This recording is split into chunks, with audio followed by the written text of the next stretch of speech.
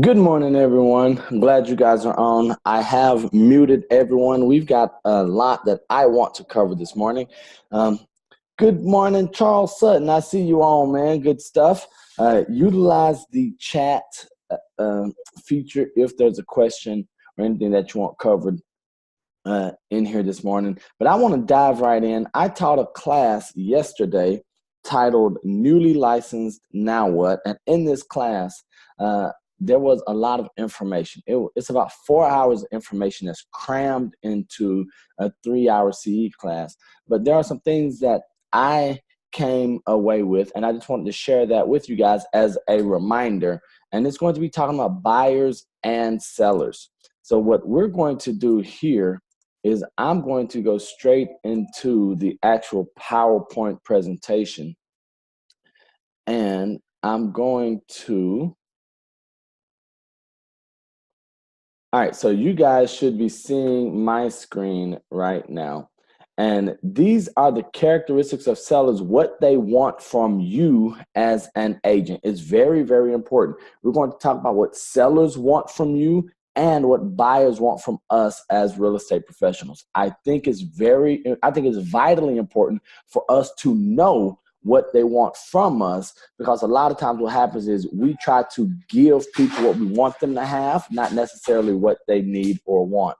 A first note that I have underlined and highlighted in my instructor's manual is that every seller has fears. Every seller has fears. These fears turn into objections, and then it's our responsibility to identify the seller's objections and then overcome them. The problem is that seldom are these objections told to us directly. We have to unearth them. And the reason I wanted to say that first, because I believe that when we understand that every seller and every buyer has fears, and those fears turn into objections, but it's our job to overcome something that isn't particularly voiced to us. And let me tell you guys real quick what some of those fears are on the buy side and then on the sell side. Some of the fears on the on the sell side is, I might sell my house for too little, right? They think that they might sell their house for not enough money. The equity in my home is all the money I have. That is a very real fear, especially if they bought prior to 2004, 2005, or if they bought in 2009, 10, or 11, right? Because that's when the market went back down. And so they might think, hey, I don't have a lot of money. The only money I have is the equity in my home. So that could be a reason that they're nervous or a fear of selling. I'm losing my freedom by selling my home. The home has been in the family forever. That's very real. And then on the flip side, on the buy side, it could be like, I might pay too much for a house. I don't have enough money. Once I purchase a property, I won't have enough money to do anything else with life. And then am I taking on too much burden for my family when we get into a mortgage? So we have to remember that these are very, very real fears. And the crazy thing is, we're in this every day, but by us being in this every day, we forget the emotional situation or the emotions that are felt by the buyers and by the sellers. So we want to make sure that we always keep that in mind. So now we're going to jump right in. Look at your screens and you will see characteristics of sellers, what they want from us. The first thing that sellers want from us is to help them market the home to potential buyers. That's it. Now, I do want to add in my information here, it says that 92% of sellers list their homes on the MLS. 92% of sellers list their homes on the MLS.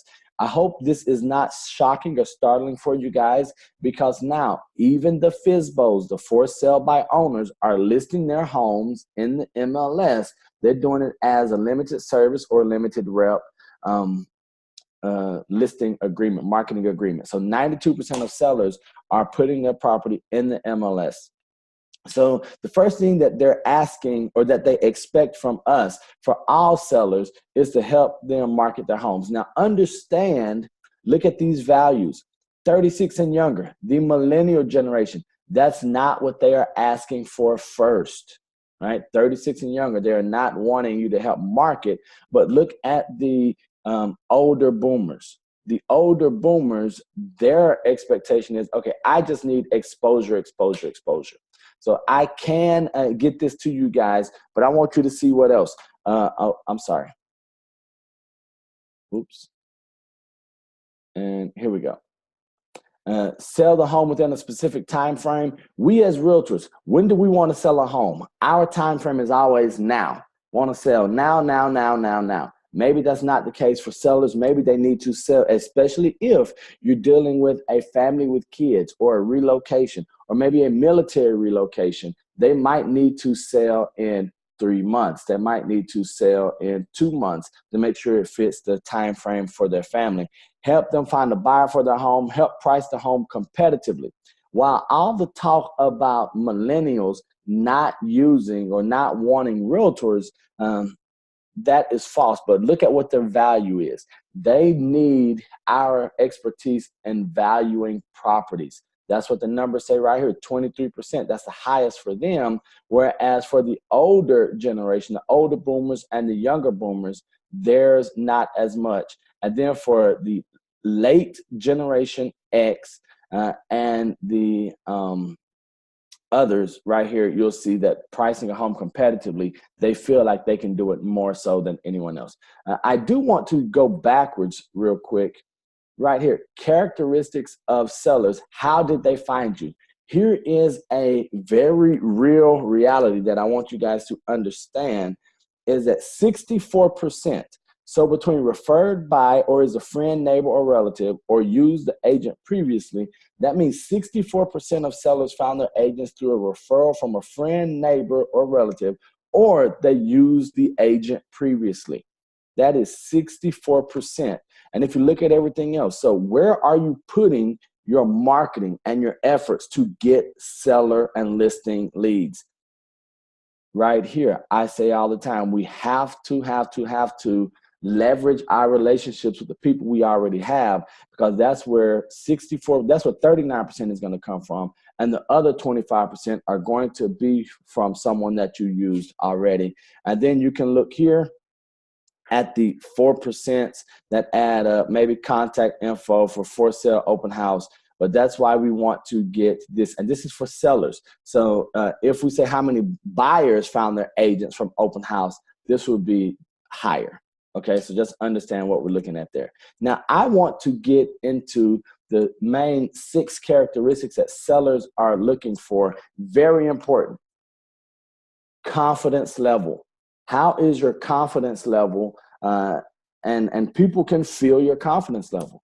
Sellers, they can determine how confident you are by the way you walk, talk, dress, by the way you present yourself. That is key. That is one of the first things they look at. Think about it. When you're dealing with, and I know we're always comparing ourselves with the medical profession, probably because we want to seem more important than we are. But if you're a doctor, if you're scheduled for a surgery and your doctor comes in and he says, hey, Joe, I'm excited about tomorrow or about today. No worries. I've done this 1,000 times. You're in good hands. My team and I, we're going to take care of you. Here's an anesthesiologist. We're going to do this and walk them through and says, all right, I'll see you tomorrow. Well, I'll see you today. And tomorrow when you wake up, you'll be as good as new. That's going to make you feel good. As opposed to someone that comes in and says, hey, Joe, are you ready? Yes, I am. I think I am. Well, we're going to get through this together. This is my first time, but let's see how it goes, right? The confidence level is such a big part of what sellers are looking for in a listing agent. Here's a major key. Keep educating yourselves. When was the last time that you educated yourself as a listing specialist? And education is not only formal education. This is why I'm always imploring you guys to go look at vacant listings, go look at property and product that's on the market so that we can see what's happening. But I do encourage proper or formal education with the classes that you're taking. with designations, not necessarily for the designations themselves, but from the information that you learn and that you can. Wait, let me go back here real quick. So the educating yourselves, if you guys take a look at the marketing book that I have, that in this book right here, a big part of it is the education and the designations I have, because I understand that that's something that sellers are looking for when they are hiring agents. What I forgot to mention is that 72% of sellers only interview one agent before they list. 72% of sellers interview one agent and then they list with that agent. So we have to get to the table first. Get to the table first. And that goes even, well, that number goes down slightly with expireds because then expireds will interview two or more agents, but two, but not more than three, because of the experience they had with the first one. But 72% of sellers will list with the first agent. So keep educating yourself. Respect, integrity, ethics, and honesty. That's something that sellers are asking for. We think this is commonplace, but all this means here is that you do what you say you're going to do when you say you're going to do it. It's that simple. If you tell a seller, I'm going to get you a professional opinion of value or a CMA in 4 hours, get it to them in 4 hours. If you can't do that, then don't do that. My suggestion to everyone is under promise, over produce. Under promise, over produce.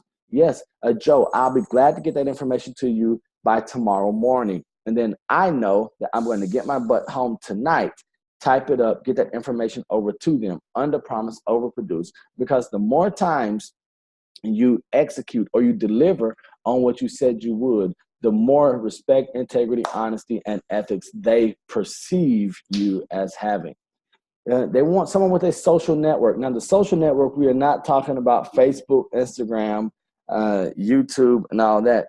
Sellers want an agent who is connected socially. That means that they know what's happening in the neighborhood, or they know a lot of other real estate professionals in the industry. Why? So that is one of the things that I'm always telling people. The reason you should work with me on the listing is because I am connected. I'm socially connected, and you're just going to get more exposure. And I'm going to find out from other agents who have buyers looking. I'm going to contact them directly. So that's something that they're asking for at a very high level. They want someone who is connected socially. Negotiate to, now on here it says negotiate to win-win. The reality is sellers and our clients don't care about the win-win part. They just want the first win. They want to make sure that they're on the winning side.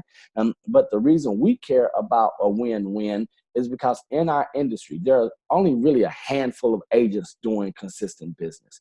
And I hope you guys understand that. If you look in the MLS, if you look at the number of transactions, the majority of the transactions that are actually being closed and listed are the same handful of agents. So it's not 50,000 Miami realtors that's doing that. It's 3,000 to 4,000. I was stretched to say 5,000 agents who are doing consistent business. So we want to have a win-win in negotiation, because we're going to see these agents on the other side of another transaction, very likely. Now, why is this important to sellers? Well, they want to know that you're acting on their best behalf. Now, this, once again, is if you're a single agent and not a transaction broker. That's a whole different teaching when we start talking about brokerage relationships. Now, if one of the key tips to, or two of the keys to negotiating to win is first listening. Listening to what the other side is saying, and then being able to unearth what they really want to gain out of the transaction. That's the first part. The second part is creativity. In order to be a great negotiator, you must be creative. If you don't think you're creative, you have to change that thinking immediately, and you have to become creative to say, how can we negotiate and make this a win-win for both sides, or all sides, all parties involved in the transaction? So that is key as well. The next one, This is key. I know that if you guys have worked with any listings, you are familiar, you do understand the need for or the request for communication. Most sellers, their biggest complaint when they with their first agent or with the agent they use to sell their home or list their home, even if it didn't sell, is that the agent listed my property and I never heard from them again. I suggest that you all have a scheduled or a usual contact time for all your clients, not just your sellers, but also your buyers. For instance, mine is a Thursday. On every Thursday, I reach out to my sellers and I'm giving them an update of what's going on. On every Thursday, I'm reaching out to all of my buyers and I'm giving them an update of what's going on. Why do we do this on Thursday? Simply because if there's an issue on a listing and under contract or a buyer side contract, if there's an issue, if we get that issue addressed or identified on Thursday, more times than not, we can do something to move in the right direction on Friday and get it resolved before the weekend, because we don't want issues or problems carrying on through the weekend. So those are the 6 factors that sellers are looking for in a listing agent. And I have one last term here underlined, and I want you guys to really take this note into your heart. So bury this deep in your heart. We get paid to remain calm when everyone else is not. That's why we get paid. We get paid on the listing side to remain calm when everyone else is not. Okay, so now what I want to do, well, let me ask you guys, I'm going to pause right here. I'm going to stop the share. Well, no, let me ask, any questions, comments, concerns from anyone? If so, go ahead and chime in.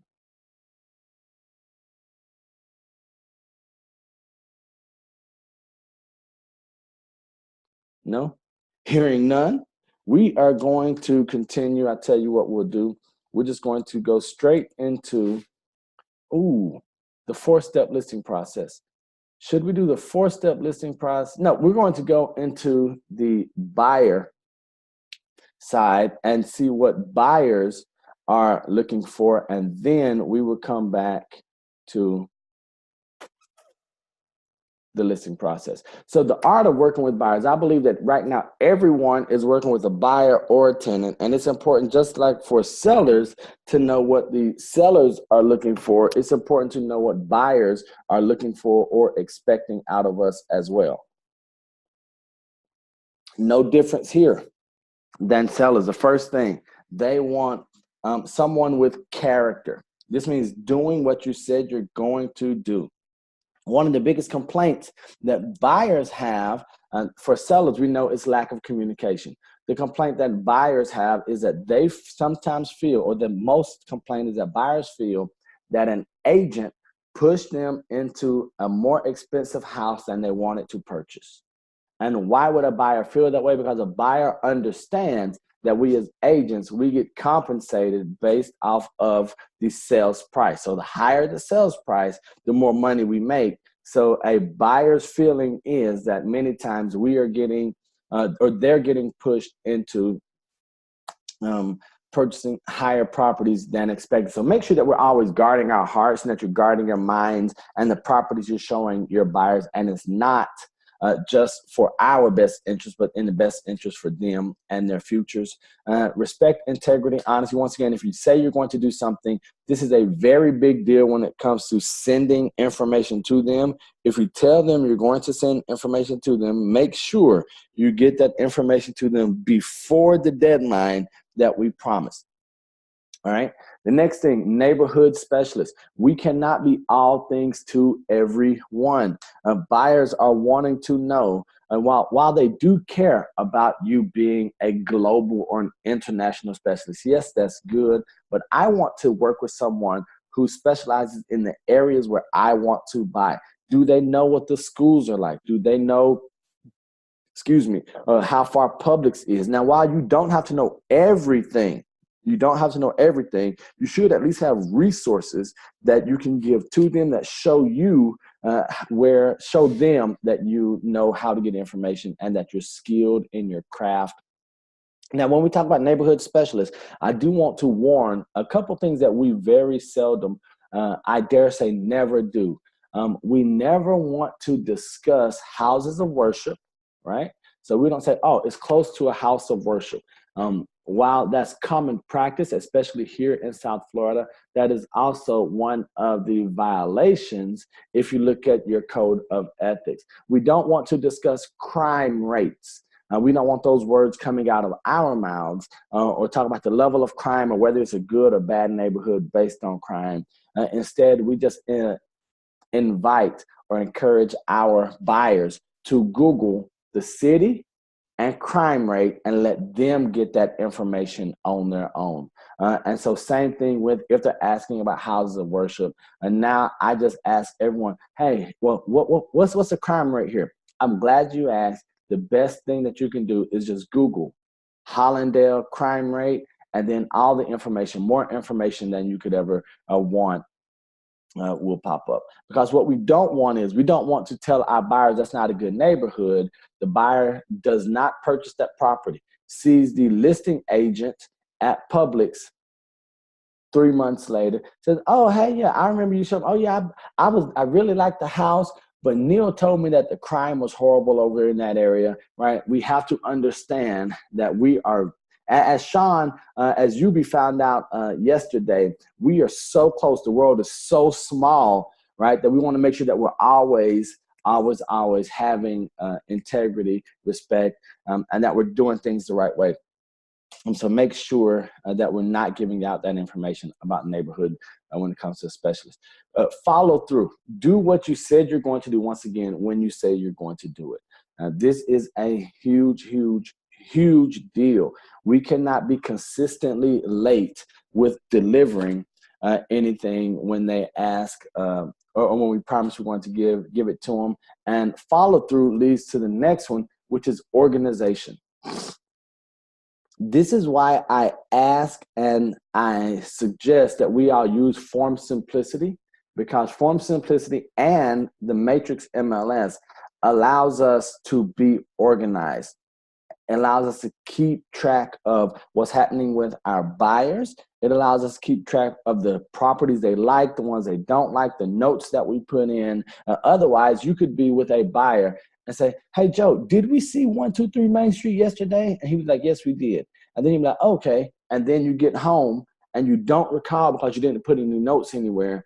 And then you say, ooh, here's 123 Main Street. I like it. What do you like it? And Joe's over there thinking, man, I said I didn't like that property because it backed up to a freeway, something like that. So make sure that we're organized. It does make us appear more professional. Here's one that's tough for us all. A good listener, because I don't know if you guys are aware, but you guys will become therapists. You guys are unlicensed divorce attorneys. You guys are psychiatrists, psychologists, all while being a real estate agent. But here's what agents want from us. When we say good listener, it says buyers don't want an agent to assume they need something just because they heard them say this. So if they say, hey, yes, you know what?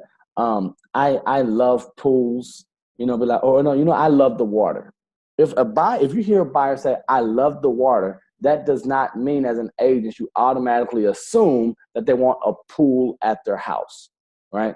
Part of it is making sure that we listen. And a big part of listening here that's underlined and highlighted in my manual is just stop talking. So we want to stop talking, listen to what our buyers are saying, let those pauses, let those quiet spaces fill your conversation until the buyer knows and understands that you understand what they are looking for. All right, so I'm going to stop the share there. I am unmuted. What do you guys have? What questions? Go ahead and shoot away, fire away. And if nothing, then I have a spot where we'll jump back in really quickly.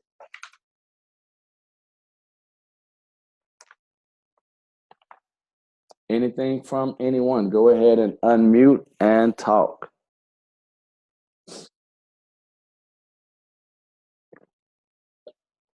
All right. Neil. Oh, yes. Thank you again this morning for this call. Uh, and I'm thankful for you bringing this information to us. And I agree with you 100%.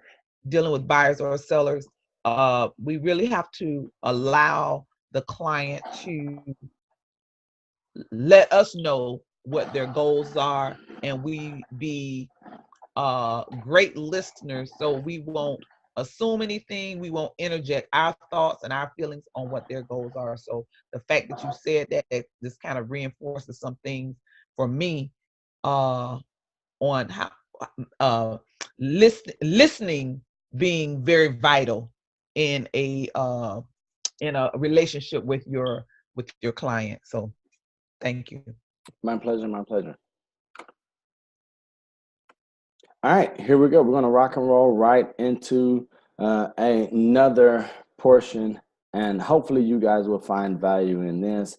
Now, this is, I forgot to share with you guys. There we go.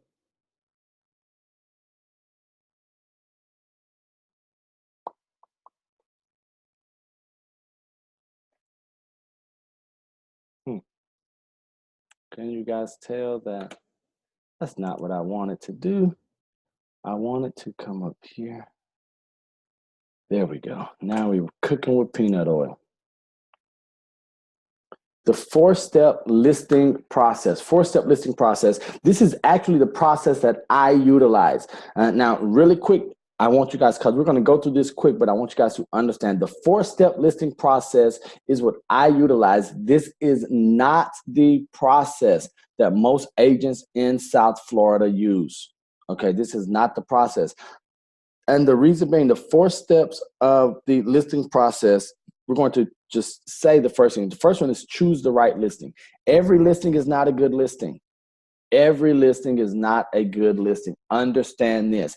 If you are in a neighborhood and the properties are selling at X% and they're selling in 30-something days, and the seller that you have, now understand, now this is my opinion, this is Florida Realtors' opinion. A lot of people are saying that every listing is not a good listing, but then you have some agents say, I take every listing and I want to be there when the seller decides to either reposition the property, or I want to be there when the market shifts. I don't believe that. I do believe that a bad listing can hurt your reputation just as much as a good one can help it. So do you want to be known for listing overpriced properties that come off the market unsold? And then when I come into your presentation or your appointment behind you, then, oh, well, just ask them what their closing rate or percentage is for the listings they have, days on market, all that type of things. Or I can just show in the MLS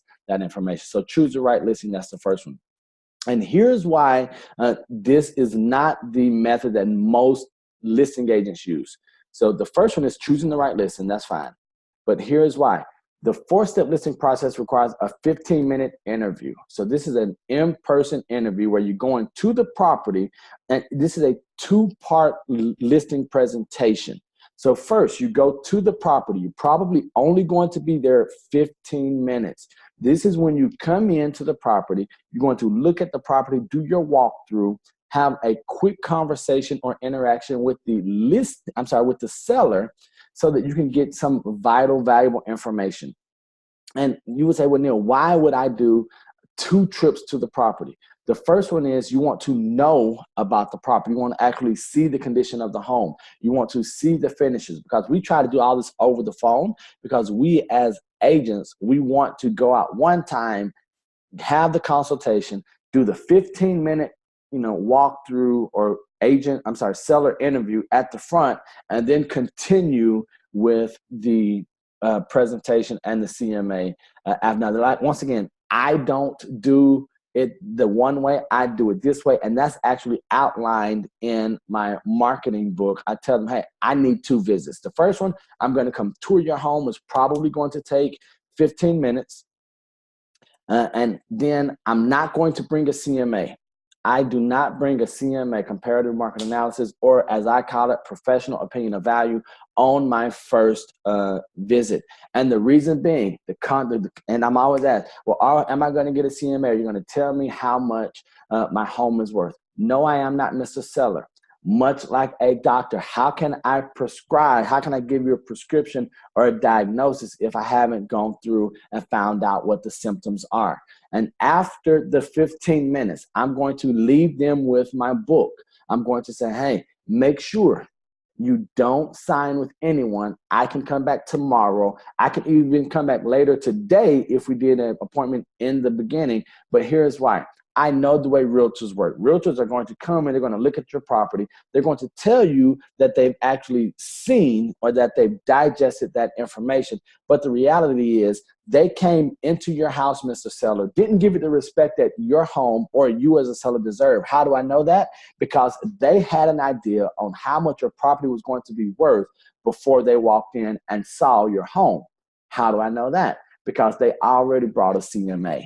They already brought a comparative market analysis. Now, I'm sure if I'm the second, third, or fourth agent that has visited you, how many other agents are making more than one trip to your home? How many other agents knew in their mind how much they felt your property was going to be worth even before they felt the love inside the property? So these are things that when we know what the obstacles or challenges are that we're going to face, we can go ahead and address those up front. So, and that's how I do my 15-minute interview real quick.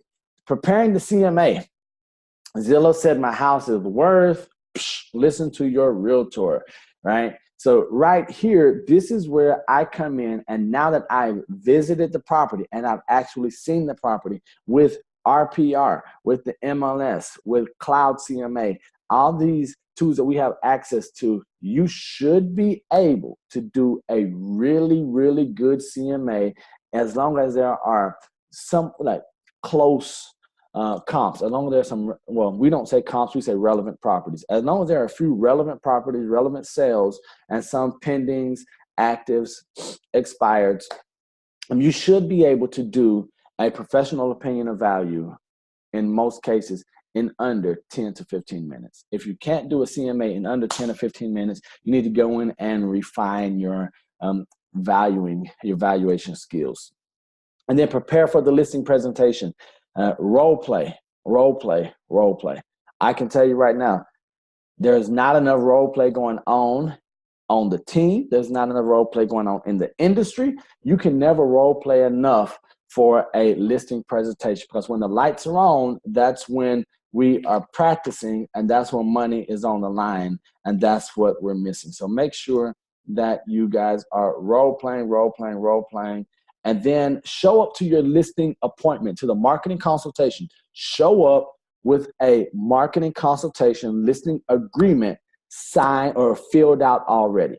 So I type most of my things in the blank. The marketing agreement that I use and that I ask you guys to use is on Form Simplicity. No, I'm sorry, not Form Simplicity. It is in the Google Drive. It is different from the others. It is 4 pages. It's really, really, really good. It chooses us as a single agent with consent to transition to a transaction broker. It gives you the tiered commission structure. I go ahead and I type mine in, but the fewer blanks, the fewer things that they perceive as negotiable. But I show up with it filled out, property address, seller's name. Well, Neil, what if they don't sign? That's not an option for me. Right. The only thing that's left blank is going to be the type of whether they choose gold or bronze, silver, or gold programs, because that's the way the tiered structure that I use and that I've made available to you guys. Or I don't put in the list price, the marketing price. Other than that, almost everything is going to be filled out. The cancellation verbiage in there that they can cancel, because I want them to see that this is a system, this is a process, this is the way that I always work. And then more times than not, they're going to say, okay, so what do my name is in? We need to talk about the price. We need to talk about how long we're going to market the property, and then any other small changes and which version or which compensation plan they're going to choose. So that's the four-part listing presentation. Choose the right listing, 15-minute interview, prepare the CMA, and then practice or prepare for the listing presentation, and then actually execute. So I'm going to stop my share there. All right, with that being said, any questions, comments, concerns, please take it away right now. Go.